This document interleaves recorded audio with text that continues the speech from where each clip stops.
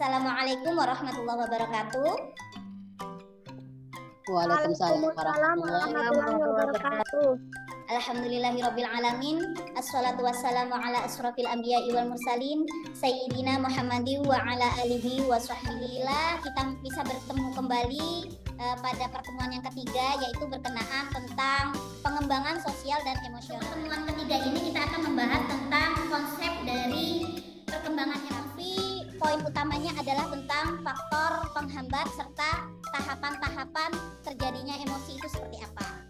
Teman-teman menyaksikan video pembelajaran yang akan saya tampilkan teman-teman semua untuk memahami mengapa emosi itu terjadi. Perkembangan emosi merupakan perkembangan yang mengarah pada kegiatan mengenal, mengekspresikan, dan memberikan reaksi emosional seperti marah, bahagia, senang, sedih, dan sebagainya. Lalu mengapa kecerdasan emosi anak perlu dikembangkan? Ada yang bisa menjawab mengapa kecerdasan emosi anak perlu kita kembangkan? Bismillahirrahmanirrahim. Mengapa kecerdasan emosi anak perlu dikembangkan? Sangat penting sekali bahwa kecerdasan emosi pada anak usia dini itu kita harus stimulus agar perkembangannya sesuai dengan tahapannya. Karena dengan kita bisa menstimulus perkembangan emosi anak, jadi anak bisa mengendalikan emosinya sesuai dengan situasinya. Pada dasarnya anak didik itu anak usia 0 sampai 6 tahun itu dia memiliki egosentris yang tinggi. Dengan kita menstimulus emosinya dengan cara melatih bersabar ketika mengantri, terus itu ketika bermain bersama temannya, mau menahan keinginannya untuk menguasai atau mengambil permainan yang sebenarnya dia sukai. Jadi dengan cara seperti itu kita sudah melatih emosi anak agar lebih dia bisa mengontrol. Ketika dia besar nanti perkembangannya itu sudah sesuai dengan tahapannya. Seperti itu, Ibu. Mohon maaf jika kurang. Akan kembali memiliki self-self yang perlu dikelola untuk keberhasilan hidupnya. Artinya, ketangguhan emosional diperlukan untuk menghadapi tantangan zaman, sehingga anak akan siap dalam menghadapi kompleksitas kehidupan. Anak dengan EQ yang baik akan lebih mudah bersosialisasi, menyelesaikan masalah, dan tumbuh menjadi pribadi yang lebih baik. Sementara itu, EQ yang rendah cenderung membuat anak sulit mengendalikan emosinya, tidak mampu untuk menjalin pertemanan, serta tidak memiliki rasa empati dan simpati kepada orang lain. Terdapat sejumlah faktor yang mempengaruhi perkembangan emosi anak prasekolah atau TK, bahkan hingga mampu menimbulkan gangguan yang mencemaskan para pendidik dan orang tua. Nah, faktor-faktor tersebut meliputi pengaruh keadaan individu sendiri, seperti usia, keadaan fisik, intelijensi, peran seks, dan sebagainya. Kemudian yang kedua, konflik-konflik dalam proses perkembangan. Di dalam menjalani fase-fase perkembangan ini, setiap anak-anak berbeda.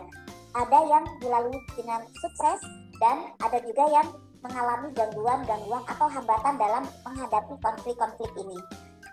Anak yang tidak dapat mengatasi konflik-konflik tersebut biasanya mengalami yang namanya gangguan-gangguan emosi.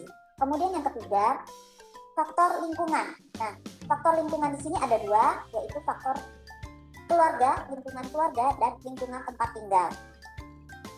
Setelah kita mengetahui faktor-faktor apa saja yang mempengaruhi perkembangan emosi, perlunya juga kita mengetahui bagaimana proses terjadinya emosi. Jadi proses terjadinya emosi di sini melibatkan faktor psikologis maupun faktor fisiologis. Adapun tahapan-tahapan proses terjadinya emosi menurut Lewis dan Rosenblum itu ada 5 tahapan. Yang pertama tahapan elicitors, kemudian yang kedua tahapan receptors, ketiga tahapan state, yang keempat tahapan expression, dan yang kelima adalah tahapan experience. Tahapan elicitors yaitu adanya dorongan berupa situasi atau peristiwa, misalnya ada peristiwa kebakaran. Nah, peristiwa kebakaran ini sebagai stimulus munculnya emosi. Yang kedua, tahapan receptors yaitu aktivitas di pusat sistem saraf mata sebagai alat indera yang menerima rangsangan dari luar. Mata di sini berfungsi sebagai reseptor awal, kemudian disampaikan ke otak sebagai pusat sistem saraf. Yang ketiga adalah tahapan state, yaitu perubahan spesifik yang terjadi dalam aspek fisiologis. Nah, kemudian yang keempat, tahapan expression, yaitu terjadinya perubahan pada daerah yang dapat diamati, seperti pada wajah, tubuh, suara, atau tindakan yang terdorong oleh perubahan fisiologis. Nah, kemudian yang kelima adalah tahapan experience, yaitu persepsi dan interpretasi individu pada kondisi emosionalnya, seperti rasa takut, stres, terkejut, dan ngeri. Hal-hal yang dapat kita lakukan untuk memaksimalkan perkembangan emosi anak sejak dini adalah menjamin kebutuhan dasar secara layak dan memadai. Kemudian, menyediakan waktu khusus untuk berkomunikasi dan mewujudkan kasih sayang, serta memberikan dukungan sosial dan mendorong anak melakukan aktivitas tanpa merasa takut berbuat salah. Saya Bu, mungkin mau bertanya. Misalkan seperti ini Bu, anak ini lagi bangun tidur, wajar kan bangun tidur tuh mungkin rewel atau bagaimana gitu. Biasanya kalau contohnya ya ponakan saya umurnya setahun mau 2 tahun, bulan depan setahun lagi, bulan depan sudah 2 tahun lah istilahnya. Nah terus dia ini bangun tidur, namanya masih rewel atau bagaimana, dia tantrum tuh ya agak cukup lama, bingung lah mau apa. Tapi kan namanya dia biasanya nunjuk atau bagaimana dengan bahasanya dia. Itu kita membiarkan saja dia menangis sampai berhenti atau kita memberikan sesuatu yang dia suka, misalkan kita kasih es krim baru dia diam, itu boleh seperti itu atau bagaimana Bu caranya? Oke, itu. Terima kasih atas pertanyaannya. Dari teman-teman ada yang mau jawab? Saya pernah sebagai ibu, bukan pernah ya, saya sebagai ibu. Yang jelas ketika anak itu bangun tidur, pastinya anak itu perlu disayang gitu. Ya, kadang juga namanya orang tua muda gitu, emosinya sama anaknya itu malah menjadi sebagai orang tua bukannya anak gitu kan. Jadi istilahnya sebagai orang tua muda tuh rasanya itu emosinya tuh lebih tinggi dari anak, jadi rasa embongnya tuh kurang gitu kan. Jadi kalau misalkan anak bangun tidur disayang-sayang, aduh dicium-cium pastinya kan gitu kan, cium kanan kiri, meskipun baunya masih kecil tuh baunya harumnya tuh beda sama yang udah dewasa kan gitu. Jadi ya itu yang pertama, kita sayang-sayang dulu, anak tuh kita manja-manja, pasti dia bisa ngerti. Kalau udah dia ngelengket bisa dilepas, baru kita ajak. Nah, dia mau kemana? Sudah bangun tidur gitu, katanya mau ke kamar mandi atau gimana, baru kita kasih. Jadi kan semuanya lega. Yang jelas hati seorang ibu tuh harus ikhlas dulu gitu ngerjakannya. Kadang kan hati itu kadang sebagai orang tua tuh nggak ikhlas, maunya aduh anak ini mau cepat kerjaan di dapur ada, ini ada. Nah gitu, jadi salah satu fokuskan dulu ke anak gitu, untuk acara ke dapur nanti dulu. Jadi anak tuh hatinya senang, orang tua juga senang seperti itu.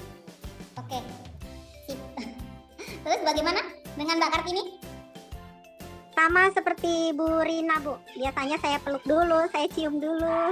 Sudah dia senyum, buka mata, sudah senang, sudah ini, terus saya tanya. Terima kasih atas perhatian dari teman-teman semua. Jadi kesimpulannya dari pembelajaran kita kali ini adalah ketika ingin mau mengembangkan kecerdasan emosional anak, maka yang perlu kita lakukan adalah selain kita mengetahui sebab akibat dari mengapa anak mengeluarkan emosi tersebut, baik itu emosi marah, sedih, dan sebagainya, emosi negatif, maka yang selanjutnya yang dapat kita lakukan adalah memahami dari kondisi anak itu sendiri. Kemudian memfokuskan diri kita kepada diri anak. Ya, tadi sudah yang disampaikan Mbak Nina dengan Mbak Kartini, bahwa hal-hal yang kita lakukan ketika anak-anak emosinya ke arah negatif ya, merengek, menangis dan sebagainya, yaitu kita memfokuskan diri kita ke kebutuhan anak. Apa kebutuhan anak? Yaitu kasih sayang. Ketika anak sudah merasa disayangi, anak merasa aman, nyaman kepada kita, dengan keberadaan kita, maka disitulah kita dengan mudah memberikan informasi baru atau mengarahkan hal-hal yang ingin kita arahkan. Ini anak mau dibawa kemana? Seperti itu. Kemudian yang kedua, kita memberikan waktu yang khusus untuk anak, mencurahkan antara ibu dan anak bagaimana, antara ayah dan anak bagaimana. Jadi kita berikan waktu luang, di mana waktu luang itu kita khususkan untuk mencurahkan rasa kasih sayang kita terhadap anak. Kita curahkan, kita manfaatkan untuk memahami keberadaan anak. Nah, kemudian yang selanjutnya adalah kita membebaskan anak atau membebaskan anak untuk melakukan hal-hal yang dia sukai tanpa membuat si anak merasa bersalah atau merasa takut. Namun hal tersebut tetap harus ada yang namanya batasan-batasan. Bagaimana batasannya?